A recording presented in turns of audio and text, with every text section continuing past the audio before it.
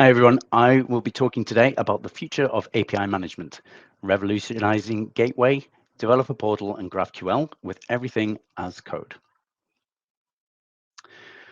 I'll be talking mainly about the evolution of API gateways to be configurable in code by app teams and how that's valuable in our product, Glue Gateway.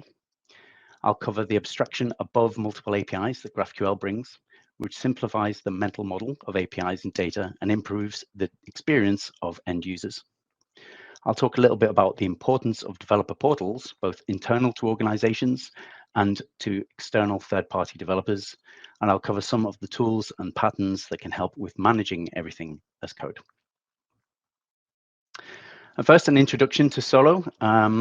Solo was founded 6 years ago in Cambridge, Massachusetts.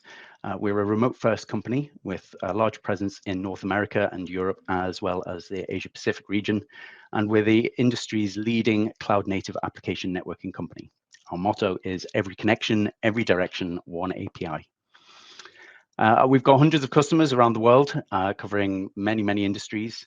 And for most of those countries, our flagship product, Glue Platform, is the next step in their cloud journey. All of Solo's products are based on open source technologies like Istio, Envoy, Kubernetes, Cilium, eBPF, GraphQL, WebAssembly, and a host of others. And we are very active in particular in Istio and Envoy. In fact, we hold leadership positions on the Istio steering and technical oversight committees. So we're very active in open source, those ones in particular. And our gateway products are built using those open source technologies. So I'll introduce the gateway aspect of the talk with a quick recap on the evolution of APIs over time. I won't say we started, but certainly when APIs became widespread, their main purpose was that of integrating monolithic systems. So we were talking about large systems that spoke different languages or dialects to each other. Quite often we needed some mediation in the middle, an ESB typically. And over time, that found itself hanging on to state. It became a repository of meaningful business logic, and they themselves became almost like applications that needed management on their own. Then we got to a point where rather than integrating systems together directly, we were opening them up, often to third-party developers, occasionally on the internet. And the purpose of APIs predominantly became exposing monolithic applications for extension by those third-party developers. And then we started talking about microservices. Containerization took over. It brought with it a lot of tooling. The public clouds were fully supporting it. And more progressive organizations were carving up their monoliths along those functional boundaries so that they could take advantage of scalability and resilience that came with containerization.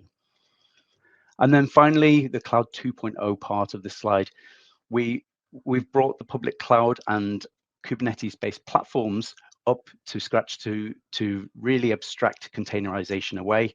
We've now got these platforms which are managing applications without really having to think too much about infrastructure. And that lets us take advantage of those platforms as we manage the APIs which the applications themselves are serving. And so I mentioned Solo.io's flagship product, Glue Platform.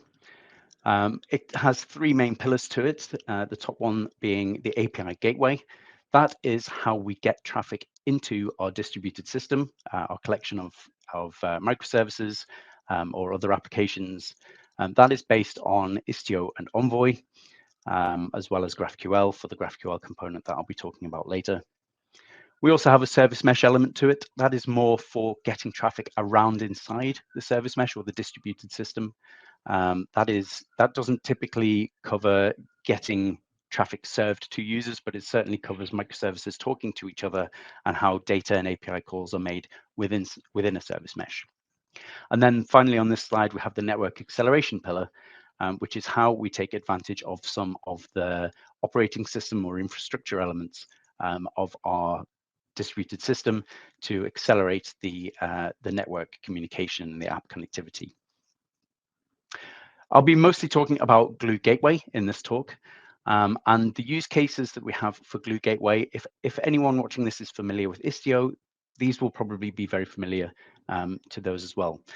The Glue Gateway use cases, that as we see them, cover load balancing and routing. How do we get API traffic into our service mesh or our cluster or into our backends, wherever they may be running, whether that is inside a single Kubernetes cluster, whether that's with applications distributed across multiple clusters, potentially on virtual machines or functions as a service in a public cloud provider that may be running outside a service mesh.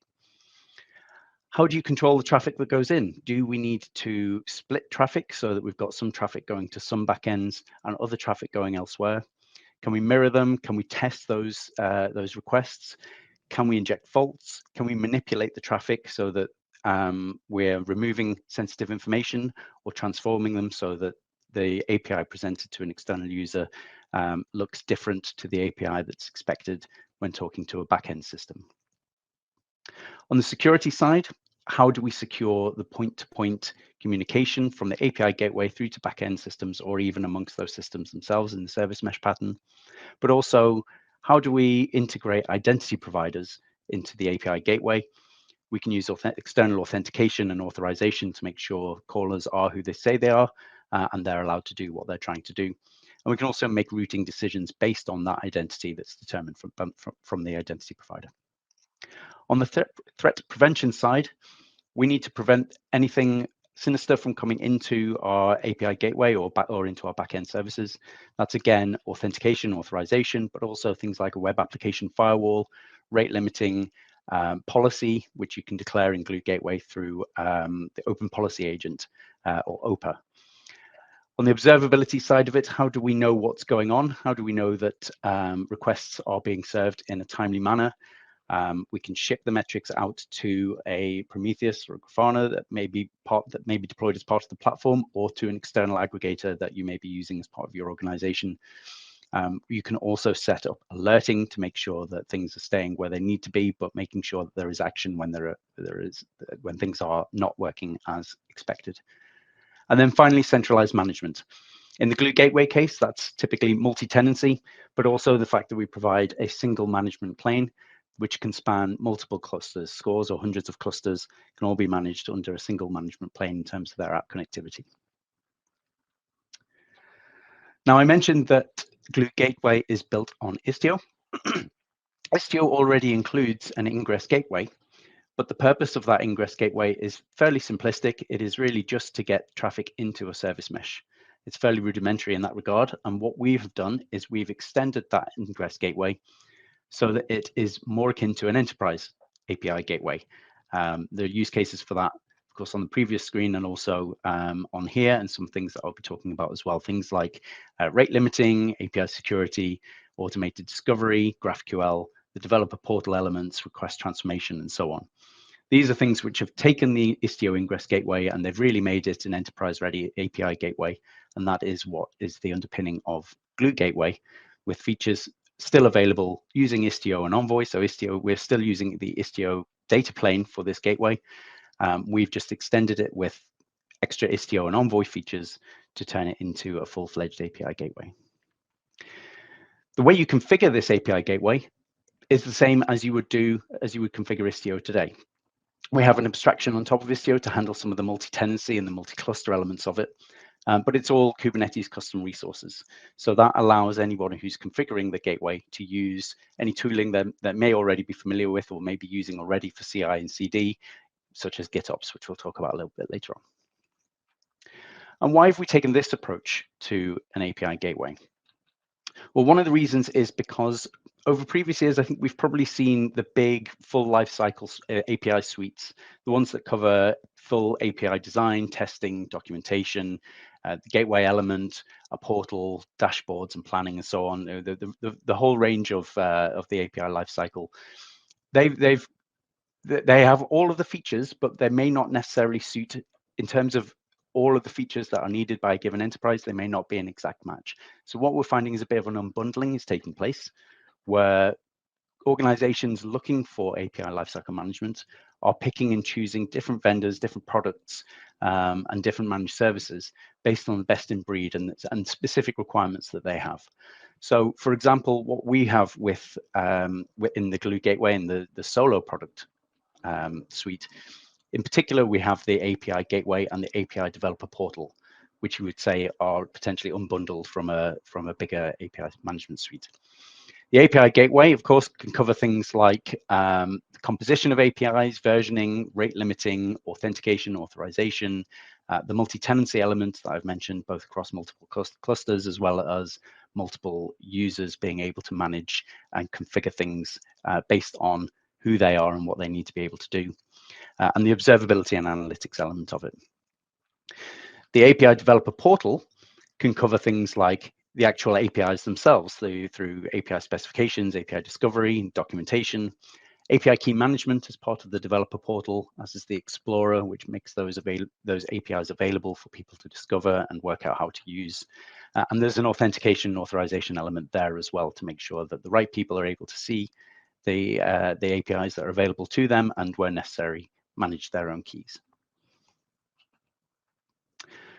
So now I'll talk a little bit about GraphQL. Now, this being an API conference, I'm sure a lot of people will be familiar with what GraphQL is, but as a refresher, or for those who have not come across GraphQL, the problem that it sets out to solve is one where data is spread now across multiple APIs, potentially hosted over multiple services, especially after that carving of microservices that I mentioned earlier. The discovery of APIs can be quite difficult to do. Understanding how to use a given API, working out how to call APIs potentially in a loop or multiple times, understanding what data needs to be retained and what needs to be thrown away. All of that can result in quite a slow development cycle. And if you've got client front ends, which are the ones doing these API calls, you can find that you've got a fairly brittle or a potentially brittle front end experience. You've got potentially slow response times due to the toing and froing that needs to be done to call all these REST APIs. And you might have potentially annoying failures and unexplained errors in the front end, as any one of those API calls failing could end up ruining the whole flow. So that means that developers are a little bit sad about the development experience, the developer experience, and users are also potentially frustrated by delays and brittle UIs. And that makes everyone a little bit sad. So how GraphQL solves that? It exposes a single endpoint, which is typically a single schema. And that schema is defined almost divorced of the backend services. How separate, how abstract from the backend services it is defined is up to the schema designers, really. But ultimately, there is a single schema and a single endpoint that exposes that schema. The calling of the REST APIs in the backend is handled by something called resolvers. Now, those resolvers, they're the only things that need to know how to call the APIs in the backend, but they're also in charge of dealing with any aggregation, any loops, any discarding of data, and they're also only called when they need to be called. The benefit of that being that a consumer of this single API can say to the GraphQL server, this is the exact data that I want. Just return me this data.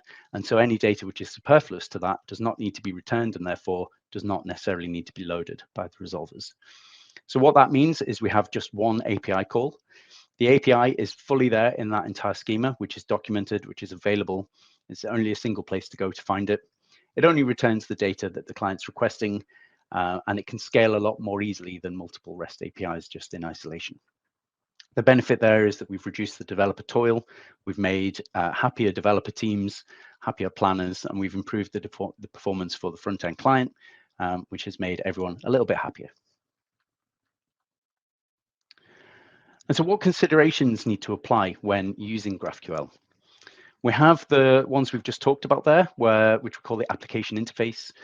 That's the fact that we only have a single endpoint, but it allows clients to declare what data they want to have returned. So you can have multiple clients, each asking for different sets of data, all being served by the same API. The single entry point into there, we've solved the problems of overfetching and underfetching data because the resolvers can handle all of that on your behalf without you having to see it. And similarly with that abstraction, we don't need clients to worry about the schema evolution, how the REST APIs are changing in the backend. If there's any consideration about how they handle data that they don't recognize from previous usage of the schema, as the schema evolves, that can just be resolved in the resolvers. We don't need to make any changes to the clients. But there are also a suite of other considerations we need to apply here. And those are more along the networking side of things. So how do we handle authentication and authorization of clients of this API? We've still got to apply any rate limiting or the web application firewall or data loss prevention to that. We still need to see what's going on. How often is this being called? How responsive is it? How up is it? How available is it? And so what we've seen that is that GraphQL is typically deployed as a fairly separate thing. We've got the GraphQL server, which handles the schema itself and the resolvers and the calling of the backend services. And that is deployed in a separate GraphQL server. The interesting thing about this is it is a new component and a new complex component that needs to have an owner. So somebody in your organization needs to own and maintain this GraphQL server and also provide a way for teams to be able to configure it. So how does it find out about new backend APIs? How does it know how that resolver configuration should be created? What about schema changes? Things like that. That server is, in that paradigm, fronted by a proxy of some sort to handle the more application networking side of considerations. So that can be a proxy. In this case, I've used the Envoy logo. It could be anything, of course. But that proxy is the thing which handles those potentially cross-cutting concerns around authentication, authorization, rate limiting, observability, web application firewall, data loss prevention in this case, plenty of others. And so you've got several teams involved here. You've got the proxy team, which is managing the proxy. You've got whoever you've allocated or whoever has naturally volunteered to manage the GraphQL server. And then you have the interactions with all of the other teams that those groups need to have. You've also introduced a new hop. That may or may not be of importance in your environment, but that extra hop between the proxy and the GraphQL server could end up being something that needs to be addressed. And so what we've done is we've taken a look at these common architectures and thought that there might be a better way. And indeed, we came up with Glue GraphQL, which is where we have taken the GraphQL server and we've put that into the Envoy proxy itself. So we have a filter in the Envoy proxy, which exposes a GraphQL server. It is a full-fledged GraphQL server. It is configured in exactly the same way as the rest of the Glue platform components. So it is Kubernetes custom resources. It is infrastructure as code, if you like. It is completely configurable either by the gateways team, if that's how you wish to have it, or it can be delegated through the Glue platform multi-tenancy features off to application teams or a separate Glue or a separate GraphQL team or a platform team, whatever makes the most sense there. The key thing is that the GraphQL server need no longer appear as a separate box in an architecture diagram. It is effectively part of the API gateway, and it is presented to front ends as part of the API gateway. And so that benefits the management and the maintenance of GraphQL server. It helps delegate and control the configuration of the API schema itself, as well as the resolvers and how the requests are met by the resolvers in the backend API or the REST API in the backend. And so now I'll talk a little bit about one of the other features of Glue Gateway, which is Glue Portal. The portal itself, as with all of the other features and the configuration types of Glue Gateway and Glue Platform, is again configurable using Kubernetes custom resources. Again, infrastructure as code. It's not necessarily infrastructure here, but the key thing for the Glue Portal is the element of the API itself, often represented by the API documentation. Now, those APIs and the API documentation for them are bundled together into API products, which we can attach usage plans to. Those usage plans cover things like a rate or quota, which applies based on the APIs and the user, the level of the user that has both requested the usage plan and the level of the user who that key is assigned to. That combination of API products and usage plans is exposed in the portal, which itself is part of the Glue Gateway. And that results in two elements, which we ship in Glue Portal. We've got the front end, which is a web UI, which can be used to manage API keys, APIs, the rates, and so on, but also a backend REST API itself, which can be used by a front end that you may have of your own, some other portal that you have. We've also got backstage capability, which I'll show a little bit of shortly. So you have multiple options with Glue Portal. It's very extensible, very flexible.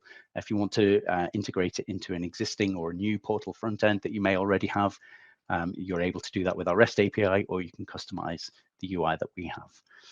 The REST API, of course, it will look very familiar to anybody who's worked with REST APIs before. We have an open API spec for it. That allows you to work with APIs themselves, with API keys, and also with users. They're the users who are requesting the API keys and the association with APIs. So that can limit it can restrict the specific APIs that are presented to a given user, but it can also restrict the API keys that may also be available to a given user. And in this case, those users may be internal users or external users. It's entirely up to you how you cut and dice it. The front end itself, this is what we ship by default, but it is completely reskinnable, completely customizable. Users are able to log in, and when they do log in, they will see a list of APIs that are available to them. Those APIs are the ones that have been either explicitly configured in Glue Portal or have been discovered automatically. Once you click through into one of those APIs, you will be able to see information about that API. This is the redoc view. There is also a Swagger view, which allows whoever's looking at this to run trial requests against a live endpoint as well. The full documentation is available here. Usage keys, usage plans. You can see here 2 examples of plans. One is the premium plan with 360,000 requests per hour, where we've got 2 API keys created, and then another basic plan, which is just 1,000 requests per hour with no keys configured yet. Now, the request per hour, the request per minute, what the unit of rate limiting is configurable, as are the names of the plans and the association of those to the APIs themselves. Now, as I mentioned, we've got Backstage support. So if you're using Backstage in your organization, we've got you covered there as well. The Glue Platform Portal is available in the Backstage plugin marketplace. If you're a user of Backstage or if you're a user of Open API specs, this will be a familiar view to you. The plugin is integratable into whatever you're using Backstage for, whether it's as an onboarding portal or an internal developer platform or what have you. And so with just a couple of minutes left, I will very briefly talk about GitOps, how you tie all this together. So I think over the past few years, we've seen a convergence of the different tool chains for development and for infrastructure combining into one, especially around Git. And the benefit of that is for organizations that are familiar with their Git workflows, the ones that have adopted true continuous integration, continuous delivery, they're able to best leverage Git and their ways of working with Git to be able to test and deploy application and infrastructure configuration together. We've also seen developments with GitHub Actions and things like Argo CD and Flux that make this declarative and testable. So with Git, the same branching, linting, testing, deployment approaches that you're probably already using, they can be used with app code as well as infrastructure as well. And a lot of that tooling now has very, very good support for Kubernetes, with Glue Platform being Kubernetes native and all of the configuration declarable in Kubernetes custom resources. That makes GitOps with things like Argo CD and Flux particularly appealing for users of Glue Platform. How does it work? Well, we have operators, platform teams, developers, all creating their tools, their own code, their policies, and versioning that in Git. Now, with some variety of the Git workflow that's used, there may be a pull request involved. And once that pull request is merged or a tag is created in a management repo with that change based on some policy that is being applied, such as reviews and so on, your GitOps tools will pick that up and they'll apply that to a deployment environment. They'll apply some policy to that, such as whether it's a blue-green deployment or whether it's a traffic shifted, so 5%, then 20%, then 50, and then 100% of your traffic being directed to the new version. But you can also leverage tests, alerts, dashboards to make sure that the test is the change is correct before rolling out further, or rolling it back if it fails. And so with that, that is my time. Thank you for watching. I've been Declan McAleese, and please enjoy the rest of your day.